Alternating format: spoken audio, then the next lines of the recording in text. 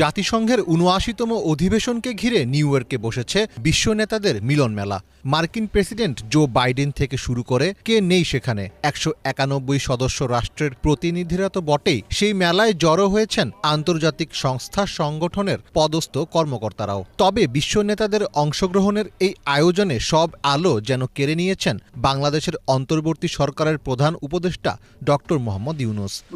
World capital খ্যাত new ইয়র্কের সেই মঞ্চে বিশ্ববাসীর কাছে তিনি পরিচয় করিয়ে দিলেন নতুন এক বাংলাদেশকে। বাংলাদেশি কূটনীতিকদের ভাষ্যমতে এবারের জাতিসংঘ অধিবেশন ছিল ইউনূসময়। ৫৪ বছরের ইতিহাসে যা ঘটেনি, এবার এমন সব ঘটনাই ঘটছে বাংলাদেশকে ঘিরে। বিশ্ব রাজনীতির গুরুত্বপূর্ণ ব্যক্তিদের ভালোবাসায় সিক্ত হয়েছেন তিনি। নিউ ইয়র্কের যেই অনুষ্ঠানেই অংশ নিয়েছেন ডক্টর ইউনূস, সেখানেই তার সঙ্গে ছবি তোলার হিড়িক পড়ে।